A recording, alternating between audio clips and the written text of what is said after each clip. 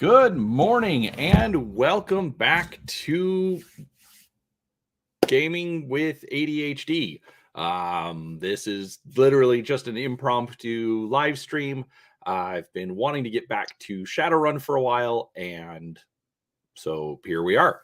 So before we get started, if you are not sure what's going on here, I am playing through Shadowrun Returns from Harebrained Schemes.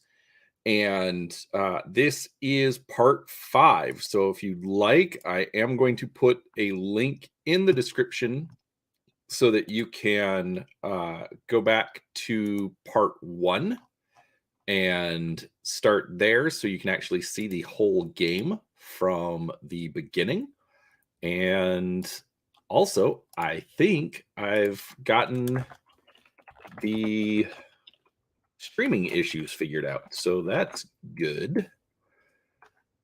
Anyhow, all right, so we're also still kind of experimenting, playing around with StreamYard, trying to get everything figured out. So with that said, let's go ahead and start playing. So last time, I'll be honest, I don't remember where I was. I had to end it suddenly because some things going on with my son, but we'll check it out.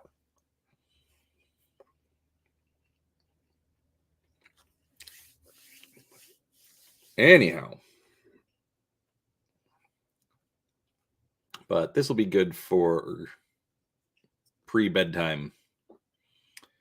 All right. Let's look at our active quests.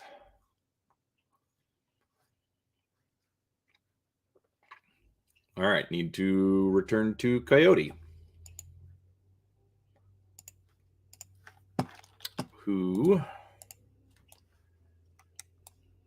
Yeah, there's Coyote.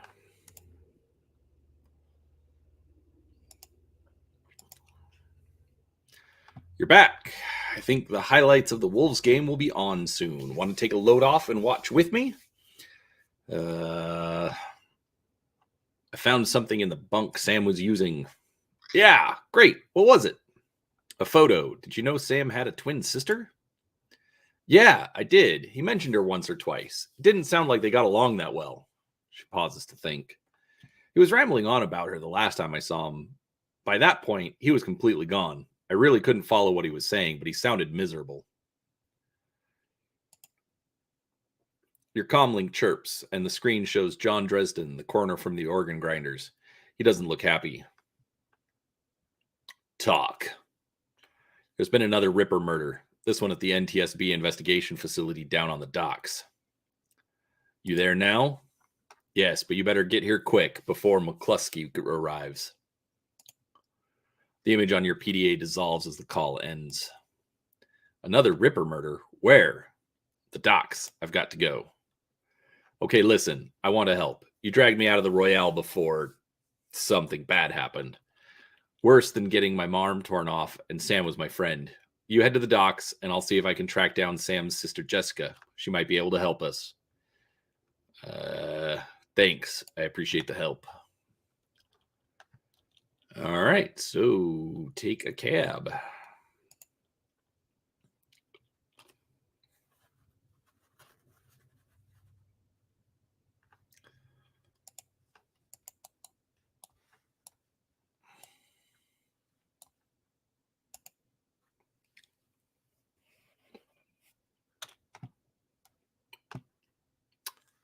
And actually,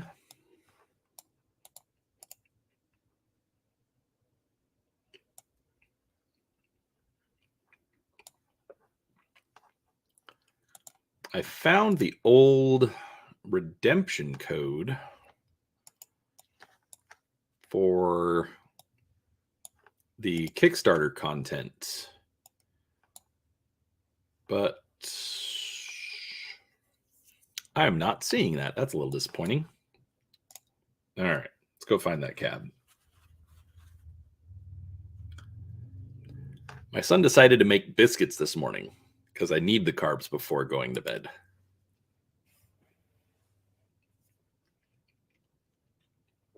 but they are buttery, flaky, and dissolve in your mouth. All right, the South Seattle docks. Leaving the Seamstresses Union behind, you head to the docks. The Ripper killed Sam, and maybe he or she slipped up with this latest victim, left some useful evidence. Only one way to find out. South Seattle's your typical industrial area, grit, grime, and gray. The rain doesn't help matters any.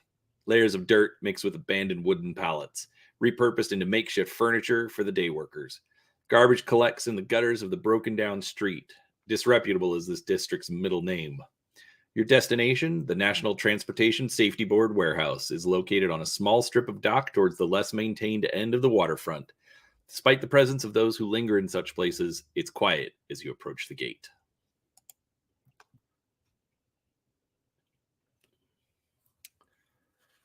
All right.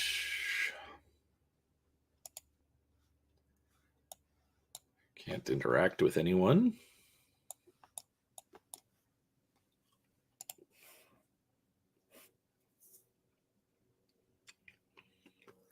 Hey, you looking for a good time?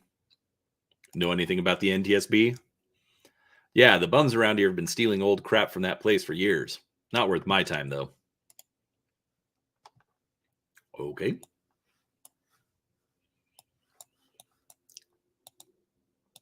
Looks like we got to go this direction.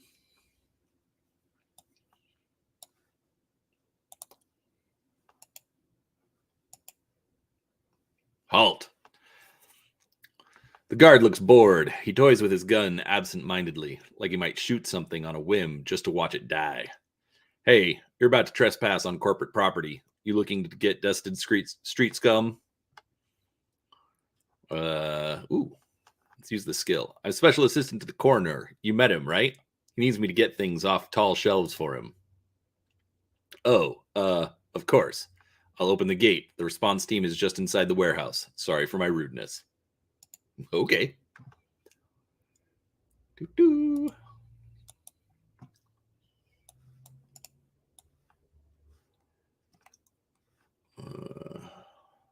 Oh, that's where we're trying to go. I'm going to explore a little bit before.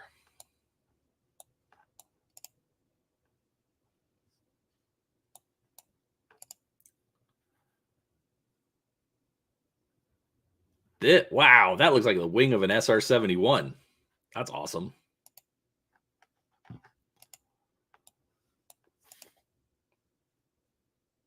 Aha.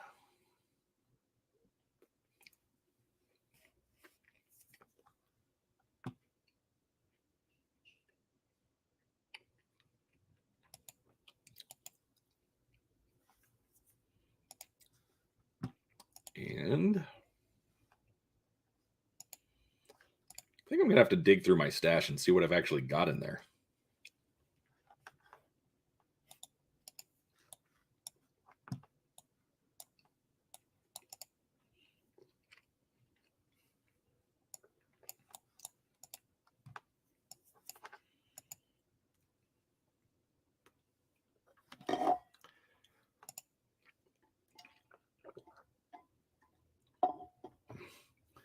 Inside the large gray warehouse is as typical as the outside. High ceilings adorned with girders and rickety catwalks top a huge utilitarian room. Concrete and steel walls meet a concrete floor. This is a place for storing things and nothing more. Despite the quiet on the outside, the inside is a hornet's nest of Lone Star officers going about their business. In the center of the activity is the Emerald City Ripper's latest victim. With uniforms everywhere, no one stops you at the door. It seems this case hasn't leaked to the press yet. Lone Star, no, you've got a job to do.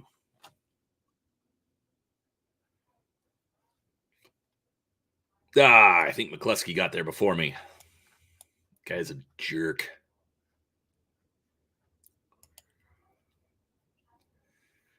Officer Geary, you again. How'd you find out about this murder? The press hasn't even picked it up yet. I have my sources. Listen, officer, I'm just trying to do right by a client. Mind if I look around?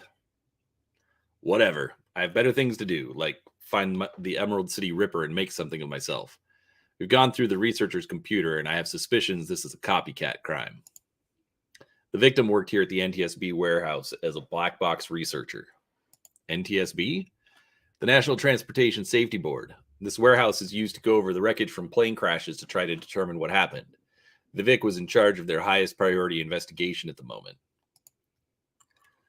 We've gone through the victim's computer, and his case notes indicate he was selling secrets. Hey, Frog's in chat.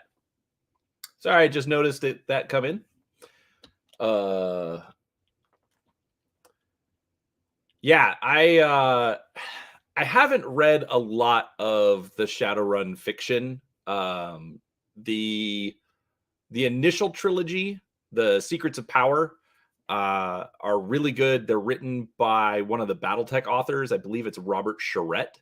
So absolutely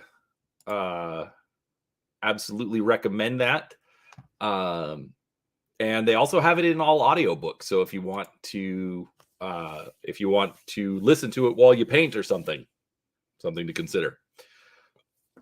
All right, so let's see. We've gone through the victim's computer, and his case notes indicate he was selling secrets. Idiot kept records. That'll get you killed quick. It did. Some runner like you probably offed him to cover up his court master's involvement and tried to make it look like a Ripper killing. Here's the office key. Check it out for yourself if you want. All right, we got Dresden, Shannon Half Sky. Let's talk to Dresden.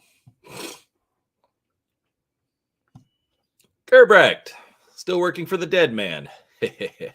As you can see, we've got another Ripper victim on our hands. Looks like business is good for Dial-A-Morgue these days. Ha! Yes, indeed. The victim's male, mixed Native American descent, age 38. Based on the condition of the body, it looks like he was killed around 2 in. Cause of death? Unknown. Several internal organs were removed from his body after death. Quite gruesomely. I'm not sure if the killer even knew what they wanted before they started cutting. Not much else to tell yet, really. He does have a lot of pre-existing scar tissue, so he probably had a major surgery at some point in recent history. Unfortunately, with the organs gone, I can't determine the nature of the surgery. Let's see.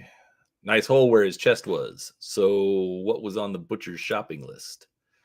Well, the killer definitely took the lungs. The more I look at it, though, the other missing organs may just be eviscerated within the chest cavity.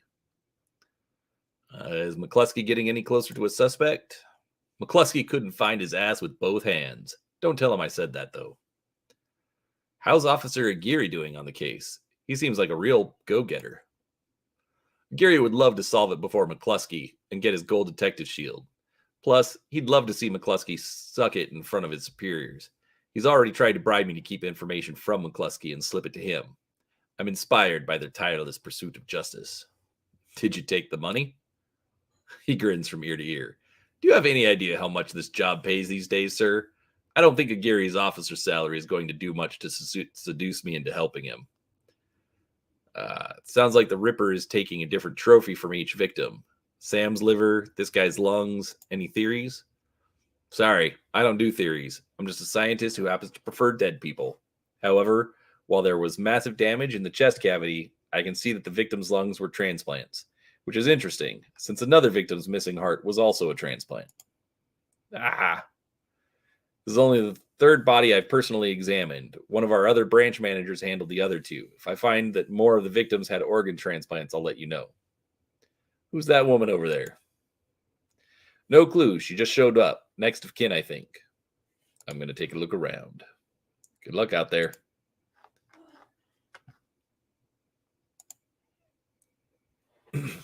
All right. Shannon Half Sky. You're not a cop. She looks up, watching you warily. Nope. Who's the stiff? She glares at you for a moment. You can see pain in her eyes, along with something else. Power. He's my brother, and I'm trying to learn from him the identity of his killer. But I'm afraid his spirit is too disoriented by his recent journey to answer me. You're a shaman? Yes, for all the good it's doing me. If I could just make contact, I might be able to deliver justice and allow my brother's spirit to rest.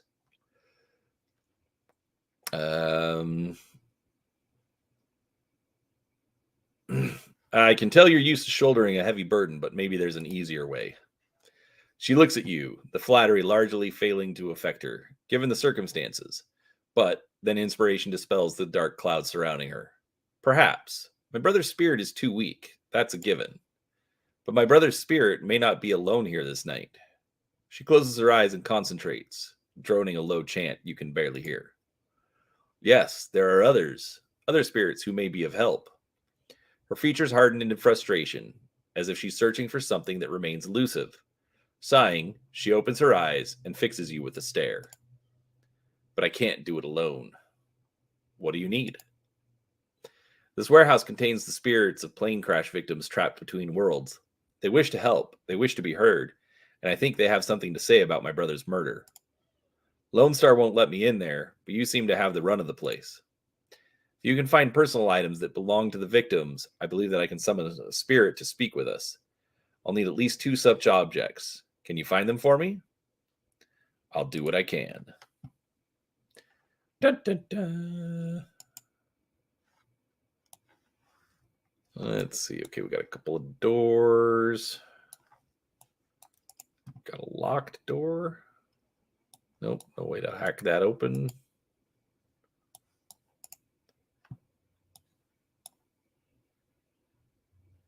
Come on. There we go.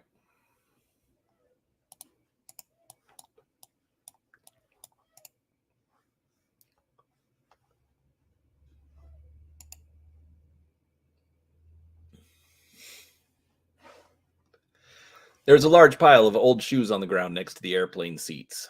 They could be discarded luggage, or possibly the shoes worn by the occupants of the plane at the time of the crash. Dig through the shoe pile. You find nothing interesting about the shoes in the pile.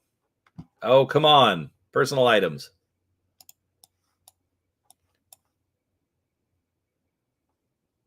What do we got in this pile? It's hard to say whether this is a heap of items and refuse recovered from a plane crash or simply trash that hasn't been taken out yet. Dig through the trash. A sticky substance of some sort seems to have seeped through the trash pile, and your hands are quickly covered with the stuff. After searching for a minute, you unearth a handful of interesting items. Inspect the earring. The earring is made out of burnished steel, formed into the shape of a small salmon. An intense primal fear washes over you as you touch its surface. This must be one of the items the shaman was looking for. You take the earring. Dented lunchbox. Dented tin lunchbox that's seen better days. You can barely make out the face of a grinning troll on the front. Inspect the cred stick. Surprisingly, the cred stick is still functional. You slot it into your PDA, and 200 new yen is added to your account. Walk away.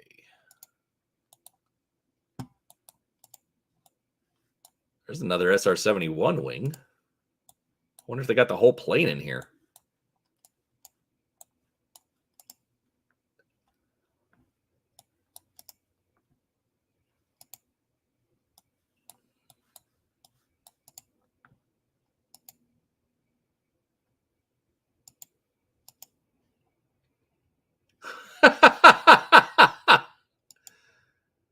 The old poster depicts a svelte young woman posing with an assault rifle. That was hilarious. The fact that they give you an action icon for the urinal. You don't need to use this right now.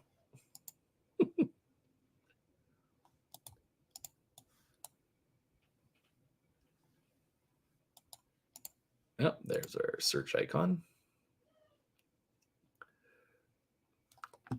This appears to be the victim's locker. The door is slightly ajar. Inside, you see several of the dead man's personal items. Inspect the toothbrush. Still wet from being used. It smells of mint and cigarettes. Inspect the comb.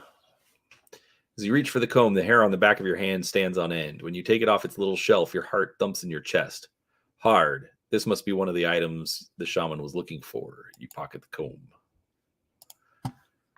All right, leave the locker. All right, so I've found 2 haunted objects. Let's check the computer. This little thing looks like a dead body. Computer is locked with a 2-factor encryption key.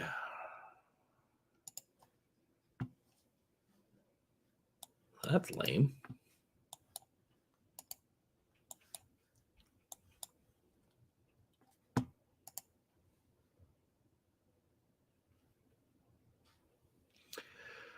Feels as though you have found enough objects. Yes, here they are.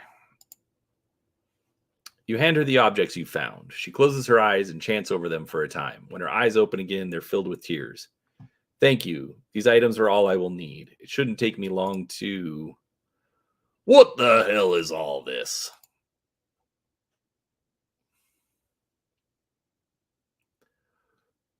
Officer Geary trails after the detective, only meeting your eyes for a moment. She's the victim's sister, sir. This is a crime scene, officer, not some Salish drum circle. That's her brother, makes it her business. No, that's a corpse, which makes it my business. Now get the hell out. Come on, if we stay much longer, I'm liable to do something I'd regret, or worse, something I'd enjoy.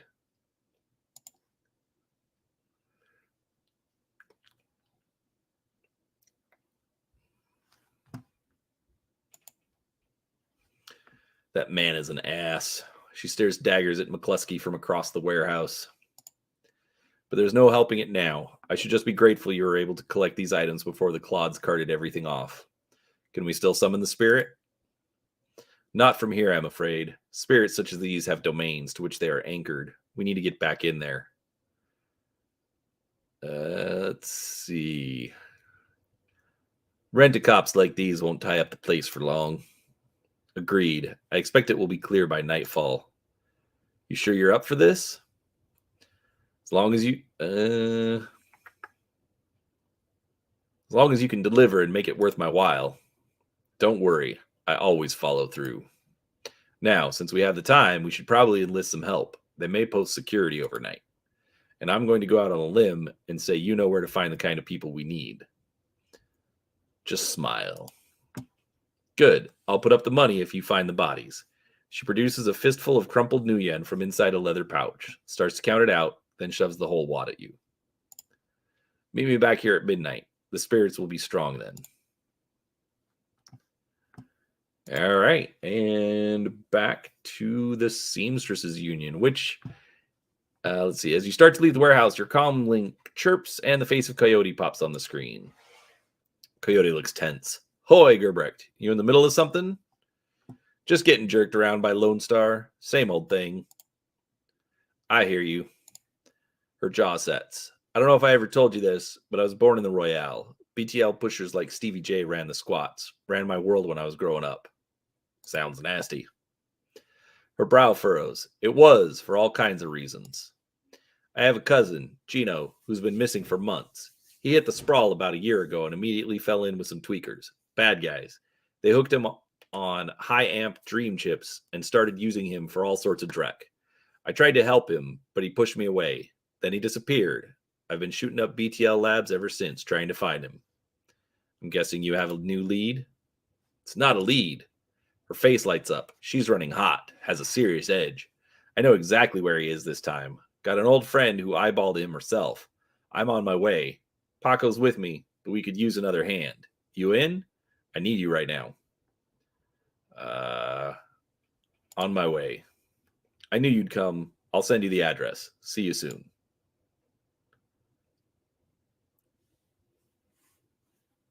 Coyote's Crusade. The cluster of dilapidated buildings where Coyote told you to meet her appears to be the remnants of a public housing project. The buildings look like a cesspool filled with human debris. You find her standing with Paco on a street corner, eyeing the roofs, the doorways, the windows. Despite his attempts to engage her, Coyote barely says a word as the three of you weave your way through the tenements.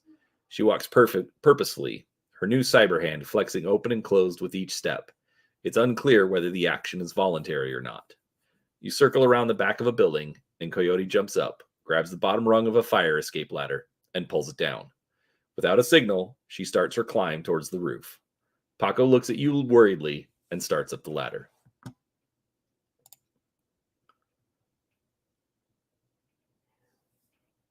Thanks for meeting us, Gerbrecht. I owe you one.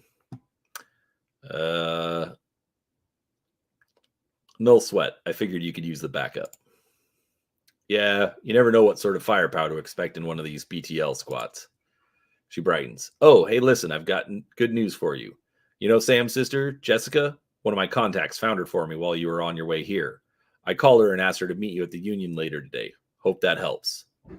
Good job. Thanks. She looks at you, her scarred face soft. Least I can do. All right, let's get this done. My cousin Gino should be in one of the squats past the door up ahead. I hear there's a whole lab set up in there. From my experience, there's usually a lookout watching for cops outside and a guard at the door inside. Like I said, don't know how much firepower to expect, but these guys are nasty, so stay on guard. I just want to get in, grab Gino, and get out. Right behind you, babe. Let's do this. All right. So I was going to end it, but let's finish this spot and we'll call it an end for the day. BTL Clocker. The orc looks twitchy, his eyes rolling in his head. He scans the three of you, looks past to see if there are others, licks his lips, and nods throughout as if going through some internal checklist. Hoi hoi, how you doing? Good day for a trip, ain't it? Coyote. She leans in and whispers in your ear. This guy's a clocker, trades work time for chips. Part salesman, part lookout. Probably has a signal device for the guys inside. You want to go on a ride? Let's see. What kind of rides can I go on? We got it all of it. We got it all. Yeah. What you want to do? You want to do some crime? You want to be bad? We can hook you up. Don't roll that way. Want to be a hero? Be a hero. We got fairy tale Drek chummers love. Woo! You name it. And you can slag and frag to your heart's content. That's the real thing, right? Slagging and fragging. Don't matter what the trip as long as there's slagging involved, right? Coyote's eyes are hard, her pupils tight little pinpricks of hate. You do snuff too, don't you? The clocker looks around, more nervous now. Maybe. Yeah, maybe. For the right price. You can feel it. What it's like to die, what it's like to kill. How's this place operate? How do I get in? That's the best part. It's a lab. They test the new stuff here, the hottest Drek. You can place a special order and they'll make it happen. You buy a pass card from the guy at the door, it'll get you in and out anytime you want. Then you can buy a beetle and slot right there. Or our guys guard you while you're chipping. Safest way, chummer. Safest way. You sell BTLs, right? He grins a lopsided grin. Oh yeah, chummer. Oh yeah. Better than life. Definitely better. Dream chips, mind benders, sim sense without peak limits, high octane intensity. And don't you think you're hurting people selling them this Drek? His eyes stop rolling. He's focused on high alert. You want to step back off of that? I knew I shouldn't have picked this one. You want to step the hell back? This is sprawl biz, chummer. It's the biz of the people and by the people. It's for the fragging people, so slot off with that unless you're looking to get hurt. I'm stepping back. I just want to go in and see for myself. All right, then. All right, good. Go in and see my boy, Charlie. He'll set you up with a pass card. You see Charlie.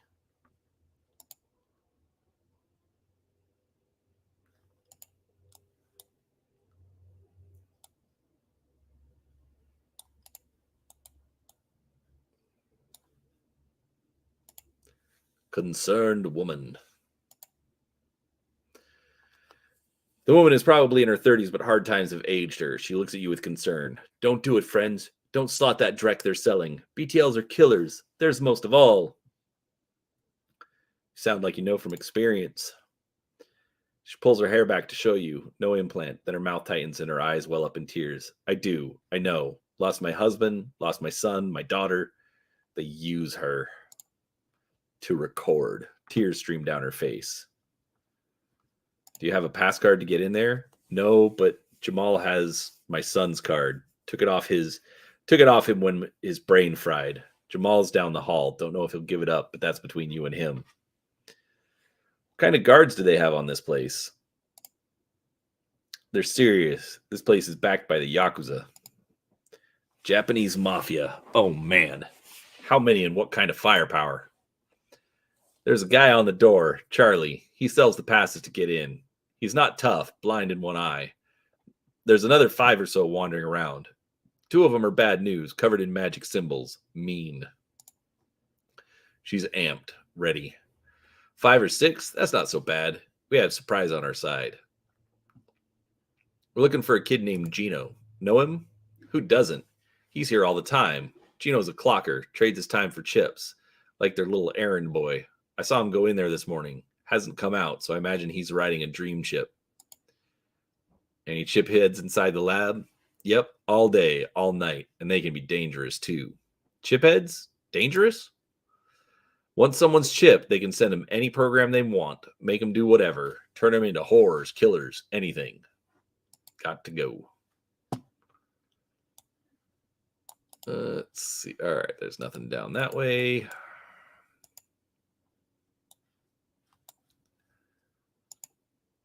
Hey, Charlie.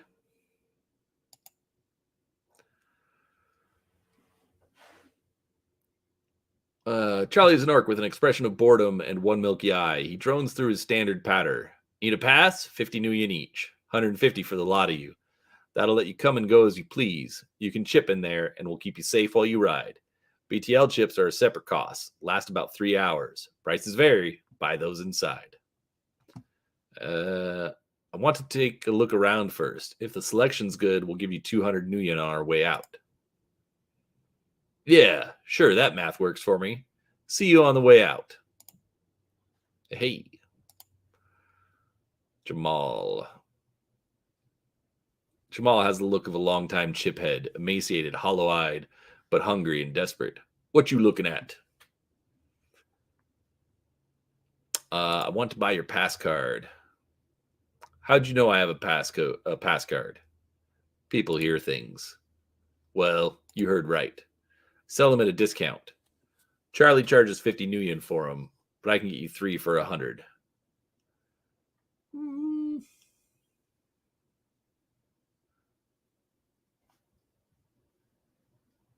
Actually, I don't need the pass card because I already got approval from Charlie to look around.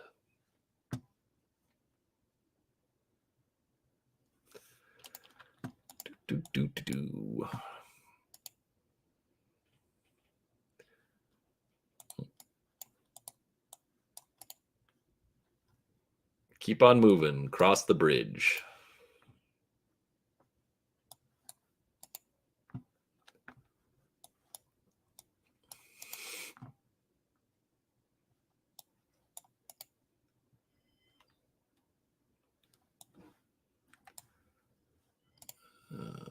Just make sure there's nothing to find.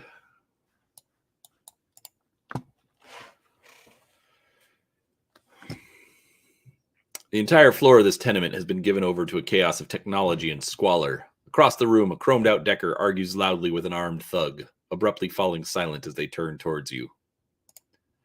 Shotgun-wielding thug squeaks in panic. It's the crew that took out Stevie J's place. I told you it was only a matter of time. Gerbrecht, don't attack any of the chipheads. They don't know what they're doing, and you could hurt Gino. I can't promise no chipheads will die.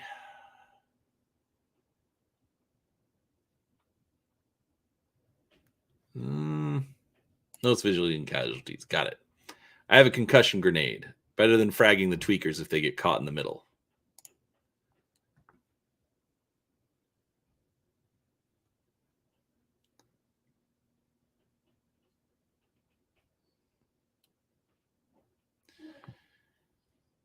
All right. So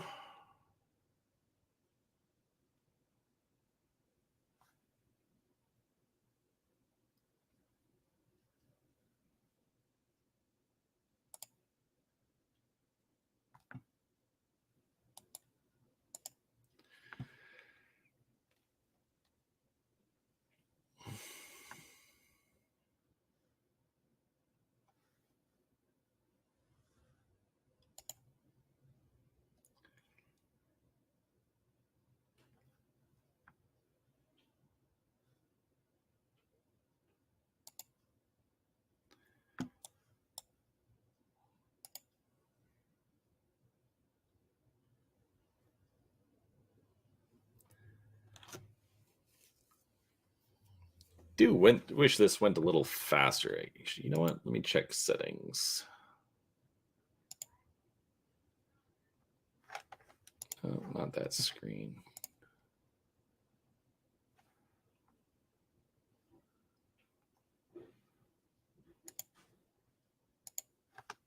All right, looks like there is no fast mode.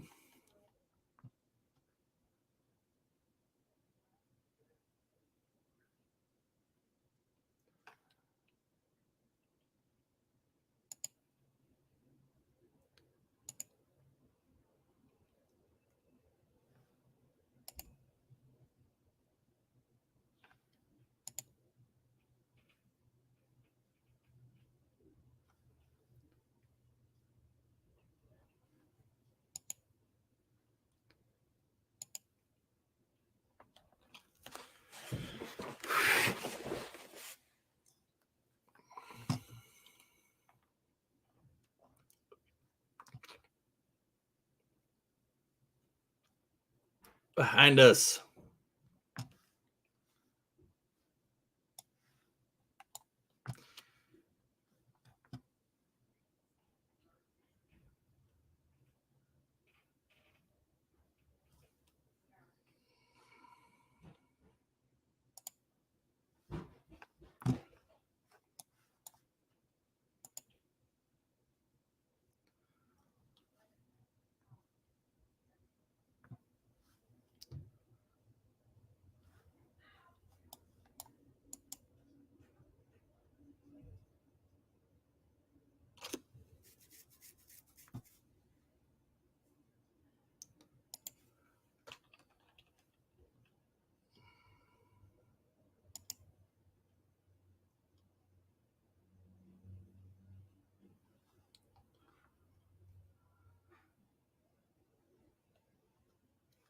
He's hiding behind the garbage can.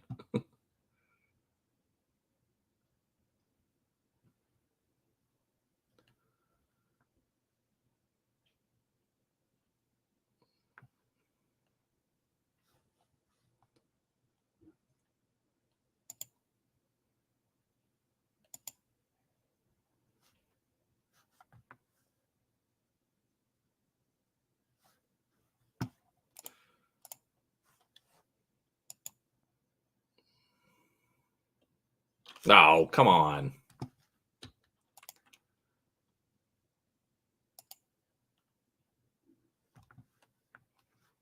None of that worked.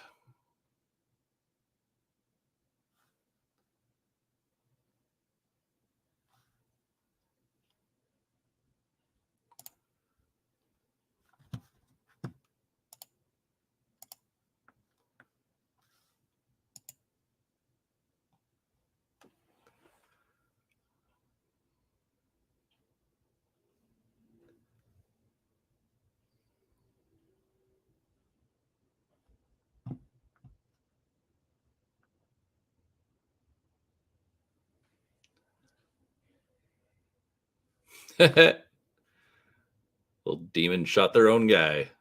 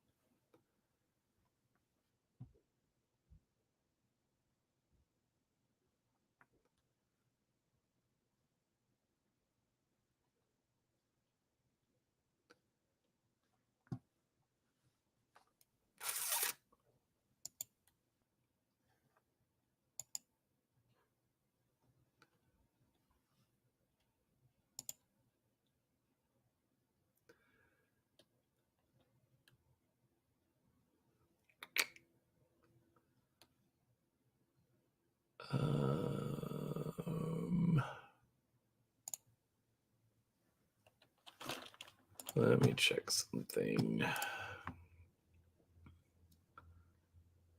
Okay, I'm not going to be able to do anything with that. So, actually,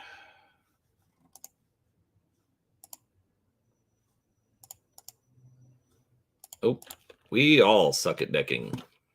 All right, let's do that and forcibly end the puppets.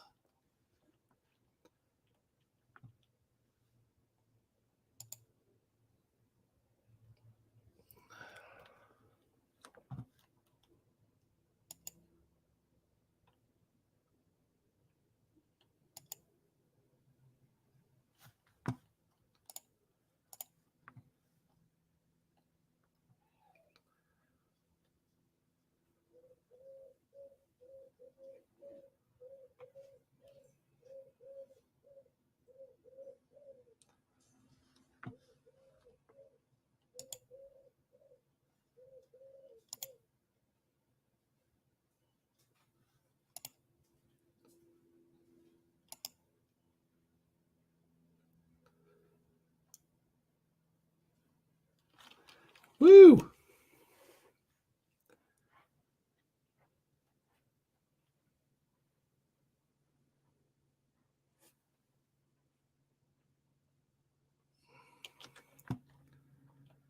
Gino! Actually,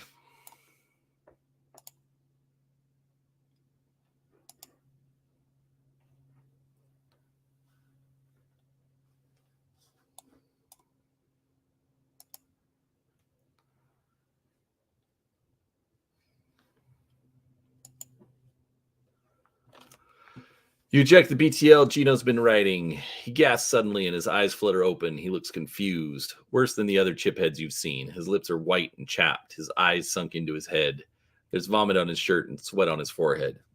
When he speaks, his words are slurred. He's burnt. What the hell? Who slotted me out? Who fragging slotted me out? Gino, it's me, Carla. Gino looks at her with glazed eyes, no recognition. Slot me back in, damn it! This is bullshit! I don't want to be here anymore! Slot me back in! He looks around the room angrily. His hand reaches for his implant. Coyote grabs his wrist, stops him. Gino, no. Coyote, be careful. Gino wrenches his wrist from Coyote's grasp and he staggers back, reaches under his shirt and pulls out a gun. Coyote watches him, horrified, with tears in her eyes. Gino waves it around, blinking wildly. Back off! Just back the hell off! Take it easy, Gino. We're backing off. He presses his hands to the side of his head, his fingers still on the trigger. Squints. What the hell is wrong with you people?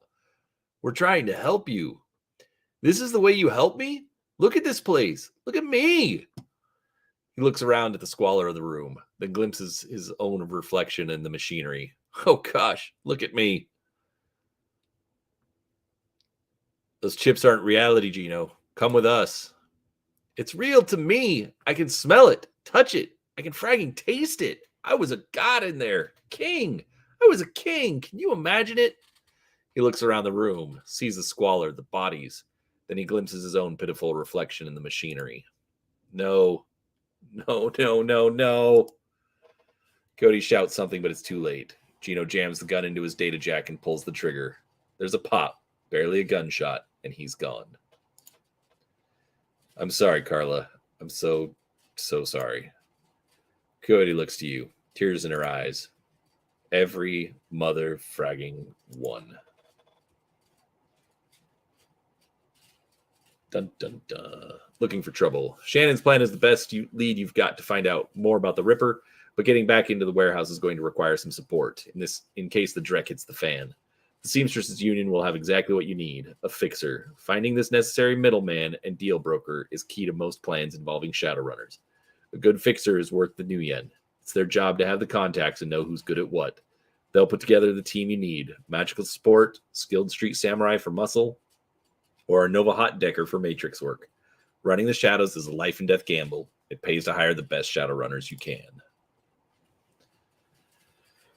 All right, we are back at the Seamstresses Union, and so I am actually going to stop it here because it's been 45 minutes and I need to go to bed. So let's shut this down. Let's see, updates. There is a Facebook page, which I should probably link that in the description. If you haven't seen it yet, I would absolutely appreciate it if you give it a follow. Also, I finally set up a Twitter account at Gaming with ADHD.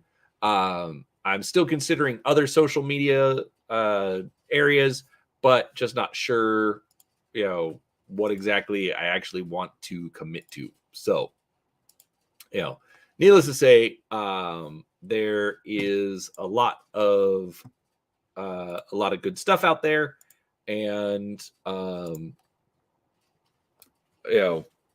obviously I will be covering it. So let's go ahead and exit that.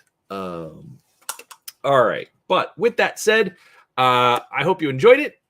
Please do give it a like and subscribe to the channel if you'd like to see more. And I hope it won't be as long before I do the next episode. But eventually we will get through all of Shadowrun Returns. I've never finished it myself, but I'm excited to play through it with you guys. So thank you again for watching, and we will talk to you next time.